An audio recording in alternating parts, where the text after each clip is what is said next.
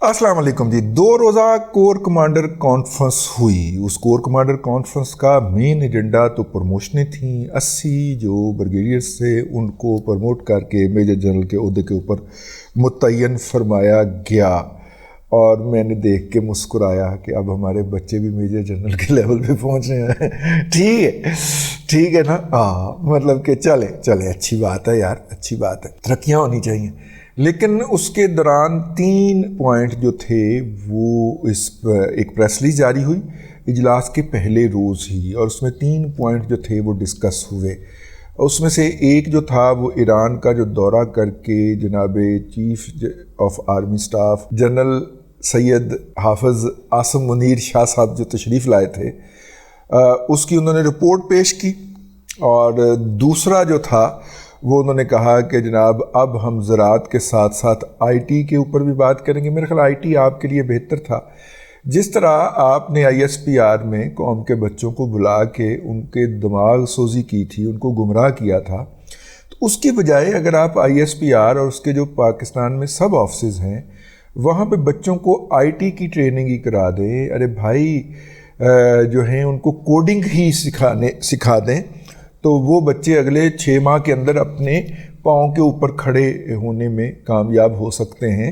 ये बेहतर इकदाम है। ज़राअत का हमने मजाक उड़ाया था, उड़ाते रहेंगे, लेकिन ये वाला जो है आईटी के अंदर आने का फ़ैसला है या आईटी के अंदर वो ट्रेनिंग इम्पार्ट करेंगे, वो उन्हें करनी चाहिए। लेटेस्ट छोटे छोटे कोर्सेज़ हैं, 6 हफ्ते का, 12 हफ्ते का, मेरा मतलब है, या 6 माह का। इसके बाद बच्चा जो है उसको अगर आपने सही तरह से ट्रेनिंग दी हो, उसका एप्टीट्यूड टेस्ट ले के उसको ट्रेनिंग में बिठाया हो, तो उसके बाद वो बच्चा इंडिपेंडेंटली काम करने के और एक अच्छा रिस्पेक्टेबल रोज़गार डॉलर्स में कमाने के काबिल हो जाता है। एनीहाउ इसको साइड पे कर देते हैं, ये भी उन्होंने कहा। तीसरी बात जो ज़ेरे बहस रही और हमें अब ज़राए ने बताया है और हम आप लेके आपकी खिदमत में हाज़िर हुए हैं, वो बात जो थी वो किसी प्रेस रिलीज़ में नहीं आई, किसी डिस्कशन में नहीं आई। और वो बात ये थी कि आइंदा इलेक्शन जो हैं वो नवंबर में करवाने के हुकूमत के फ़ैसले के ऊपर साद किया गया। और इसके अलावा ये भी तय किया गया कि इन इलेक्शन को जो ना होने देने की जो प्लेज सामने आया है या इसके ऊपर इसको बाय हुक और क्रोक रोकने की जो बात हुई है तालिबान की तरफ से, उसको भी सख्ती से निपटा जाएगा। जोब के अंदर गुज़िश्ता दिनों हमला हुआ है और कैंटोनमेंट पे हुआ है, और एक हमला नहीं हुआ, 2 हमले हुए हैं। दूसरा हमला जो था वो बर वक्त नाकाम बना दिया गया, लेकिन पहले हमले के अंदर शोहदा की तादाद है कि वो बढ़ती ही जा रही है। इसका मतलब है वो बड़ा ही खौफनाक हमला हुआ है। जदीद तीन असला था उनके पास और बाहमी कम्युनिकेशन के खौफनाक हद तक जदीद वसाइल थे और हथियार थे उनके पास, और ये वो हथियार हैं जो अमेरिकन फ़ौज के ज़ेरे इस्तेमाल रहे हैं और जो अफ़गानिस्तान से भागते हुए वो वहाँ पे छोड़ गए थे। तो ये वाले हथियार या ये वाला असला जो है वो इन लोगों के हत्थे कैसे चढ़ा। जब अमेरिका और अफ़गानिस्तान के दरमियान मुज़ाकरात चल रहे थे दोहा के अंदर, तो हम उस वक्त भी ये बात कह रहे थे कि टीटीपी के जितने भी यहाँ पे ऑपरेटिव हैं, जितने भी कमर्शियल ऑपरेटिव हैं, ये वो लोग हैं जो तालिबान की टीटी अफ़गानिस्तान की टीटीए की यानी कि अफ़गानिस्तान की क़यादत के मेज़बान रहे हैं। जब 9/11 हुआ था यानी कि तोरा बुरा हुआ था, तो उन्होंने भाग के इनके यहाँ पनाह ली थी। तो इसलिए इनके जो भी मकासद हों वो पार वाले इनके साथ खड़े होंगे, तो हमें इस सिचुएशन को अच्छी तरह निपटाना चाहिए। अब जोब के ऊपर जो हमला हुआ है उस शख्स को बाकायदा ट्रेस कर लिया गया कि वो दाइश अफ़गानिस्तान का रुकन था, लेकिन उससे पहले उसने तरबियत, असला और सारी सपोर्ट जो थी वो तहरीक तालिबान अफ़गानिस्तान से हासिल की हुई थी। आप कम्युनिकेशन तो ट्रैक करके और उसका सारा निकाल लेते हैं। जो ताज़ा तरीन तहकीक हुई है उसके मुताबिक वो बेसिकली तहरीक तालिबान अफ़गानिस्तान का रुकन था, मुल्ला हैबतुल्लाह अखवंद का बैत याफ्ता था, और अब तालिबान की हुकूमत की तरफ से ये कहा जा रहा है कि नहीं जी वो कुछ 6 माह पहले हमें छोड़ गया था। तो ये जो है अब आप इस जवाज़ को कबूल करें या मुस्तरद करें। मैं तो मुस्तरद करता हूँ کہ اگر آپ کو چھوڑ گیا تھا تو آپ کے جو زیر قبضہ اسلحہ تھا وہ اس نے کیسے استعمال کر لیا. ذبیح اللہ بلگن صاحب، میرا مطلب جو بھی آپ ہیں، ذبیح اللہ مجاہد صاحب، ذبیح اللہ بلگن تو ہمارا پرا ہے، ذبیح اللہ مجاہد صاحب، وہ اس کے پاس پھر آپ کا جو زیر قبضہ اسلحہ تھا وہ کیسے آ گیا جو اس نے آ کے یوب کے اندر استعمال کیا. یوب کے اندر ایک لیتھل کمبینیشن ہوا ہے، اور لیتھل کمبینیشن کیا ہے کہ پہلے بلوچ نیشنلسٹ جو تھے BLA وغیرہ، وہ طالبان کو اپنا دشمن نمبر 1 تصور کیا کرتے تھے، اور ان کی آپس میں بھی بہت زیادہ لڑائیاں تھیں. جیسے ہی طالبان جو ہیں وہ امریکن جو ہیں وہ افغانستان سے بھاگے ہیں، تو وہاں پہ طالبان جو تھے، وہاں پہ جو کیمپ تھے BLA وغیرہ کے، وہ بھی سرپٹ بھاگے وہاں سے، اور وہ بلوچستان آئے، اور ان میں سے بہت سارے جو تھے وہ سیکیورٹی فورسز کے ہاتھوں مارے بھی گئے. تو اس کے بعد پھر کسی بڑی فورس نے ان دونوں کی آپس میں صلح کروائی، اور یہ جو صلح ہوئی ہے TTP کی اور BLA کی، اس کے نتیجے میں جو لیتھل کمبینیشن ہوا ہے وہ یہ ہے کہ تو میرا حاجی بگویم، میں تیرا ملا بگو. پختون علاقوں کے اندر بلوچ کارروائی کریں گے، اور TTP ان کو سپورٹ فراہم کرے گی. جس طرح کہ کل جو ہے جو خودکش حملہ ہوا ہے اپنا رینجرز کی یا پیراملٹری فورس کی گاڑی کے اوپر، جس میں 7 شہید ہوئے ہیں، اور یہ پشاور میں ہوا ہے. اگر آپ اس کا سٹائل دیکھیں تو وہ BLA کے حملے والے سٹائل سے ملتا ہے. لیکن اسی طرح بلوچ علاقوں کے اندر TTP کارروائی کرے گی، اور BLA والے اس کو سپورٹ فراہم کریں گے، کیونکہ دونوں علاقوں کے اندر ان کے جو لوگ ہیں وہ کہیں نہ کہیں سپاٹ کر لیے جاتے ہیں، یا ان کی موومنٹ کی نگرانی ہو رہی ہوتی ہے. باہر سے کوئی اجنبی آ کے وہ موومنٹ کرتا ہے تو اس کو سیکیورٹی ایجنسیز کو پکڑنے میں تھوڑا سا، یا اس کو ٹریک کرنے میں، یا اس کے پیچھے چل جانے میں تھوڑی سی تاخیر ہوتی ہے. اتنی دیر میں وہ کام ڈال جاتا ہے. تو یہ صورتحال ہے. تو اس کے اندر یہ طے کیا گیا کہ اب جناب افغانستان سے بات کی جائے گی، اور وہ جو ذبیح اللہ مجاہد صاحب ہیں انہوں نے جس ٹون کے اندر بکواس فرمائی ہے، اور وہ جس طرح بھونکے ہیں، اس کے 24 گھنٹے کے اندر پھر انہیں اپنے الفاظ جو ہے اور اپنی زبان میں نرمی پیدا کرنی پڑ گئی، اور اپنے الفاظ جو ہیں ان کو لگام ڈالنی پڑ گئی. یہی زبان سمجھتے ہیں، ان کو ایسے ہی لگام ڈالنی چاہیے. یہ جو میرا مطلب ہے لٹیرے اور ڈاکو ہیں، اور یہ اس وقت جو ہے وہ اپنا پاکستان کے دشمنوں سے پیسے پکڑ کے اور TTP کو اسلحہ بیچ رہے ہیں، اور TTP پاکستان کے اندر کارروائیاں کر رہی ہے. ان تاجروں کو، ان بے شرم تاجروں کو، ان بغیرت تاجروں کو ایسے ہی لگام ڈالی جا سکتی ہے، ٹھیک ہے، جو کہ ڈالنی چاہیے.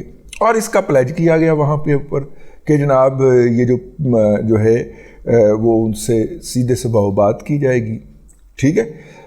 اور میرا مطلب ہے، لیکن یہ رپورٹس موجود ہیں کہ TTP جو ہے وہ KP اور بلوچستان کے اندر PTI کی ہر مخالف قوت کے اوپر حملہ کرے گی، اس کی ریلیوں کے اندر خودکش کرے گی.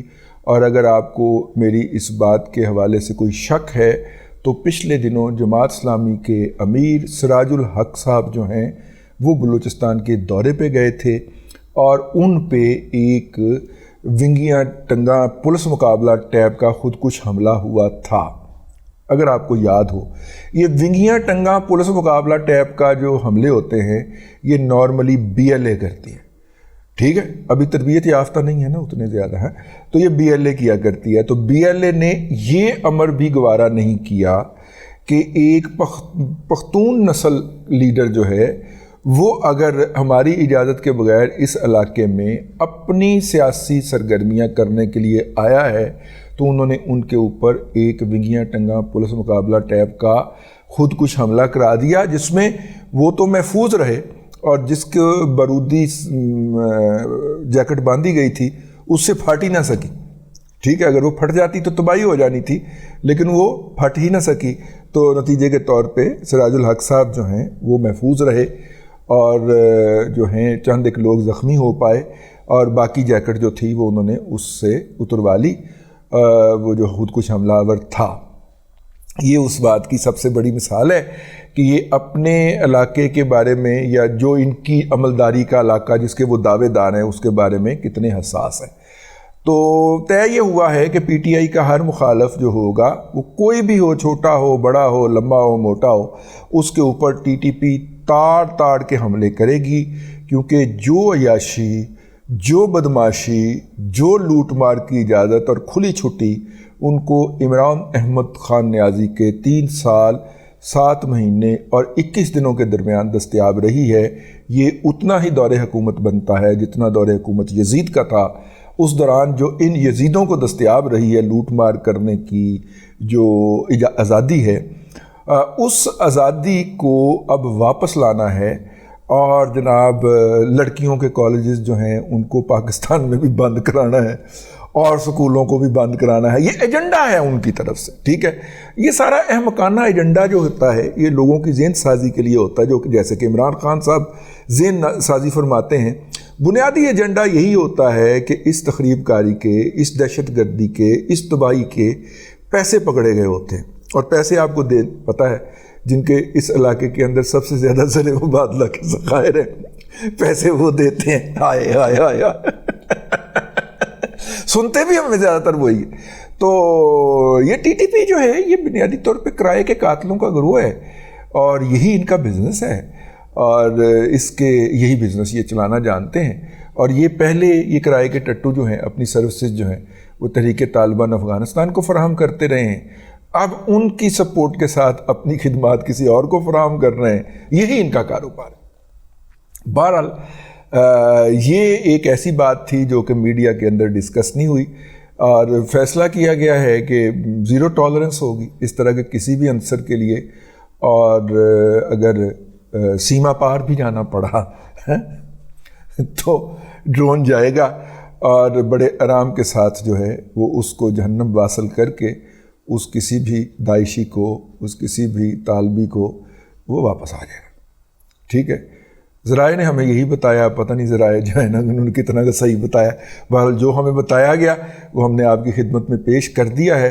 آئندہ کے الیکشن جو ہے، جس طرح عمران احمد خان نیازی کہا کرتے تھے کہ خون خوار ہوں گے اور یہ ہو جائے گا اور خون کی ندیاں بہہ جائیں گی، یہ اپنا کیا نام ہے، اپنا یار وہ ان کے جو مین تھنکر ہیں پی ٹی آئی کے، جان صاحب ہیں اور یا مقبول جان صاحب بھی ہر چوتھے کے دن خون کی ندیاں بہنے کا اعلان فرمایا کرتے ہیں نا۔ اسی طرح عمران احمد خان نیازی صاحب نے بھی اپنی تقاریر کے اندر خون کی ندیاں بہہ جانے کی آپ کو بشارتیں عطا فرما رکھی، تو خون کی ندیاں بہہ جائیں گی، خون کی ندیاں بہہ جائیں گی، تو وہ بیسیکلی انہوں نے ہائر کیا ہے عمران احمد خان نیازی یا ان کے سرپرستوں نے یا ان کے سپورٹرز نے ٹی ٹی پی کو کہ خون کی ندیاں بہانی ہیں، تم نے خود کی ندیاں بہانی ہیں، ہم نے تمہیں بہا دینا۔ اب تک کے لیے اتنا ہی، اگلے ولاگ کے اندر پھر حاضری ہوگی۔ اللہ تبارک و تعالیٰ آسانیاں عطا فرمائے اور آسانیاں خلق خدا میں تقسیم کرنے کی توفیق عطا فرمائے۔